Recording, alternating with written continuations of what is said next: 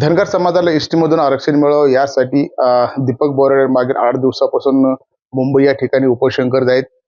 त्याला आझाद मैदानावरती देखील बसू दिलं नाही. त्यानंतर मात्र ते फुटपाथवरती उपोषण करत आहेत आणि दिवसादिवस त्यांची तब्येत खालवत असल्याचं देखील आता चर्चा पाहायला मिळते. याविषयी बोलण्यासाठी माझ्यासोबत ओबीसी नेते नवनाथ वाघमारे आहेत. आपण त्यांच्याशी देखील चर्चा करणार आहोत. आबा, काय सांगाल? दीपक बोराडे उपोषण करतायत, त्यांना आझाद मैदानावरती बसू देखील दिलं जात नाही. याचं कारण असं आहे की दीपक बोराडे हे कुठेतरी ओबीसी मागास घटकातले आहेत. त्यामुळं कुठेतरी राज्य सरकार जाणीवपूर्वक आता गेल्या 2 वर्षापासून आपण बघतो की ओबीसी मागास घटकातल्या लोकांना कसं टार्गेट केलं जातं. ओबीसी मागास घटकातील लोकांना कसं संपवण्याचा प्रयत्न आहे. त्याच अनुषंगाने आता ही परिस्थिती निर्माण झाली. ज्यावेळेस बिंडोक असा जरांगे त्या आझाद मैदानावर जाऊन बसला, त्याला कुणाला हलवायची ताकद निर्माण झाली नाही. त्या मुंबईमध्ये हैदोस घातला ह्या लोकांनी. अक्षरशः एटीएमच्या कॅबिनमध्ये जाऊन ह्या लोकांनी संडास केल्या ह्या जरांगीच्या समर्थकांनी. तरी सुद्धा इतका मुंबईची नासधूस केली, मुंबई घाण केली, परंतु जरांगीला तिथून हलवण्याचं कोणीही धाडस केलं नाही. राज्य सरकारने धाडस केलं नाही. उलट त्यालाच गोंजारण्याचा प्रयत्न केला. परंतु हे कुठेतरी एसटी आरक्षणासाठी दीपक बोराडे हे मागास वर्गातलं लेकरू आहे, इतर मागासाचं लेकरू आहे, धनगर समाजातलं लेकरू आहे आणि कुठेतरी ओबीसी घटकातलं लेकरू आहे. ते कुठेतरी एसटी मधून आरक्षण मिळावं यासाठी उपोषण करतंय. परंतु त्याला कुठेतरी दुजाभाव राज्य सरकार करतंय असं मला सुद्धा वाटायला लागलंय आणि नक्कीच पूर्ण राज्यातील जनतेला हे कळून चुकालंय की हे राज्य सरकार दंडेलशाही आणि दादागिरी करणाऱ्या लोकांना दबतं आणि कुठेतरी संविधानावर कोणतरी विचार करून आपण लोकशाही मार्गाने आंदोलन करत असताना अशा लोकांना कुठेही टार्गेट करत म्हणजे टार्गेट न करणाऱ्या लोकांना कुठेतरी दुर्लक्षित करण्याचं काम करतंय आणि हे असंच चालत राहणार आहे. खरं तर ह्या लोकांना फक्त दंडेलशाही आणि दादागिरीचीच राज्य सरकारला भाषा कळती. जोपर्यंत कोणी दंडेलशाही आणि दादागिरी करत नाही, लोकशाही मार्गाने आंदोलन केलं, हे दुर्लक्ष करण्याचं काम करतात. हे गेल्या 2 वर्षापासून ओबीसीला चांगला अनुभव आलाय. दुसरीकडे मला सांगा, राज्यामध्ये आता अशोक खरात जे आहे, भोंदू बाबा, त्याचं प्रकरण आता खूप मोठं चर्चेत आहे. जवळपास 200 महिलांपेक्षा जास्त महिलांचं त्यांनी लैंगिक छळ केल्याचे आता नवीन काही व्हिडिओ समोर येत आहेत. खरं तर असे भोंदूबाबा महाराष्ट्रात माझ्या मते बरेचसे असतील, परंतु राज्य सरकारच्या आशीर्वादाने अशा भोंदूबाबाचे दुकानं सुरू येतं. खरं तर हा भोंदूबाबाच्या म्हणजे कुठतरी अटकेनंतर त्याचा बळी महिला आयोगाच्या अध्यक्षा रुपाली चाकणकर यांचा बळी घेतला गेला.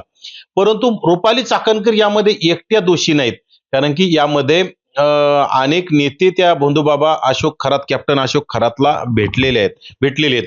त्यामध्ये स्वतः मुख्यमंत्री सुद्धा त्यांना भेटलेले आहेत. एकनाथ शिंदे भेटलेले आहेत, एकनाथ शिंदेचे पुत्र श्रीकांत शिंदे भेटलेले आहेत, दीपक केसरकर भेटलेले आहेत, दादा भुसे भेटलेले आहेत. जे महाविकास आघाडीचं सरकार असताना जयंत पाटलांनी तर त्या कॅप्टन खरातच्या बागेला गोदावरी नदीतलं पाणी देण्याची परवानगी देण्याचं काम केलं. म्हणजे यामध्ये राष्ट्रवादी असेल, शिंदे सेना असेल, कुठेही मागे नाही. भाजपमधले सुद्धा अनेक नेते त्यांना भेटण्याचं काम केलं. परंतु ओबीसी घटकातील एक महिला कुठतरी मागासवर्ग आयोगाच्या अध्यक्ष, तिला संपवण्याचं टार्गेट कुठतरी मला वाटतं हे मीडिया ट्रायल म्हणावं लागेल. ज्याप्रमाणे धनंजय मुंडे यांना मीडिया ट्रायलच्या माध्यमातून संपवण्याचं कारस्थान मागच्या 2-5 महिन्यापूर्वी सुरू होतं, त्याच अनुषंगाने आता तशाच परिस्थिती रुपाली चाकणकरच्या नावाने. मी काय म्हणतो, रुपाली चाकणकर 100 दोषी जर असतील ना, तर 100% त्यांच्यावर कारवाई झाली पाहिजे, येणाऱ्या काळात होईल. आणि रुपाली चाकणकरचा राजीनामा घेण्याची जशी गडबड दाखवली, तर त्यामध्ये मग अनेक मंत्री त्या कॅप्टन खरातांना भेटलेले आहेत. मग त्यांची का साधी चौकशी सुद्धा होत नाही, साधी त्यांना काय विचारपूस सुद्धा केली नाही कोणी. म्हणजे फक्त ओबीसी घटकातला एखादा मंत्री असेल, ओबीसी घटकातला एखादा संविधानिक पदावर असणारा नेता असेल, कार्यकर्ता असेल, यांनी जर काही याच्या बाबतीत काही शंका निर्माण झाली की त्याला लगेच त्याची विकेट घेण्याचं काम या राज्यात चाललेलं आहे. हे कुठेतरी दंडेलशाही आणि विशेषतः यामध्ये मला म्हणायचंय की अशोक खरातच्या प्रकरणामध्ये हा बिंडोक 5वी नापास जरांगे सुद्धा जाऊन त्याला भेटला. मग जरांगे ह्या प्रश्नावर का बोलत नाही? म्हणजे जरांगेचे आणि अशोक खरातचे काय साटेलोटे आहेत?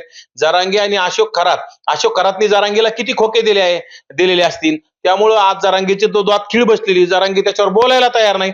त्याच पद्धतीनं लोकांनी जर विचार केला आणि जर याच्यामध्ये सखोल माहिती घेतली, तर जरांगेचे आणि अशोक खरात हे सुद्धा मोठ्या प्रमाणात अतिशय जवळचे संबंध असायला पाहिजेत. आणि कुठतरी त्यामध्ये तो अशोक खरात बहुजनातला, विशेषतः ओबीसी मागासवर्गीय मधला नाही, कुठतरी उच्च जातीतला असेल, म्हणूनच जरांगे त्याच्यावर बोलत नाही. यामध्ये जर ते कुठतरी ओबीसी घटकातला असता, मागासवर्गीय घटकातला असता, तर नक्कीच जरांगीने त्याची आगपाकड केली असती. सारखं दररोज ते अशोक खरातचं प्रकरण समोर आणलं असतं. पण आज हा भिकारचोट बोलायला तयार नाही. कारण की तो कुठेतरी मला असं वाटतं की तो त्याच्याच समाजातला असला पाहिजे, म्हणून त्याच्यावर तो बोलणार नाही. त्याची दातखिळ बसलेली आहे. दुसरीकडे तुम्ही असं म्हणता रुपाली चाकणकरांनी जे आहे ते एक स्थानिक वर्तमानपत्र आहे ते 1 वर्षापूर्वीच अशोक खराताचं प्रकरण काढलं होतं. मात्र चाकणकरांनी कुठेतरी त्याला धमकी दिली असं देखील आता समोर येत आहे. म्हणजे चाकणकरांना हे माहिती होतं आणि तत्पूर्वी जर चाकणकरांनी वेळीच पोलिसांची मदत घेऊन त्याच्यावर जर कुठं त्या बाबावर जर प्रतिबंधक कारवाई केली असती तर हे एवढं समोर घडलं नसतं अशी चर्चा देखील आता राज्यात आहे. नक्कीच त्याची सुद्धा चौकशी केली पाहिजे. आणि विशेषतः मला वाटतं रुपाली चाकणकरची चौकशी करण्यापेक्षा त्या अशोक खरातांच्या नार्कोटेस्ट केली पाहिजे. कारण की त्याची नार्कोटेस्ट केली ना तर राज्यातील बडे बडे मासे हाताला लागतील. कारण की कुठतरी एखादा भोंदू बाबा जन्माला येतो आणि भोंदू बाबा एखादा मठ तयार करतो, त्याच्यात लोकांची रांग लागते. त्याच्यात हे बडे बडे धेंड ज्यावेळेस तिथं जातात ना त्यावेळेस राज्यातील अनेक लोकांनी तिथं जाण्याचं हे करतात आणि मोठे लोक गेल्यामुळे गरीब लोक तिथं, सामान्य लोक तिथं जाण्याचा प्रयत्न करतात आणि तिथूनच फसवणुकीला सुरुवात होते आणि भोंदू बाबा करोडो रुपयांची माया जमवण्याचं काम करतात. त्यातूनच कुठतरी आता ह्या भोंदू बाबांनी करोडो रुपयाची माया जमवली आणि सामान्य जनतेला फसवण्याचं काम केलं, महिलांचं शोषण केलं. त्यामुळं त्याची नार्कोटेस्ट झाली पाहिजे. त्याचं जे कोणतरी त्याचा सहकारी, त्याच्या ऑफिस मधला कार्यकर्ता जो बॉय आहे त्याची सुद्धा नार्कोटेस्ट झाली पाहिजे. यामध्ये कोण कोण आलं, कोण कोण गेलं, कोणाकोणाचे तिथं काय संबंध आहेत हे नार्कोटेस्ट मधून समोर येईल. आणि दूध का दूध पाणी समोर येईल.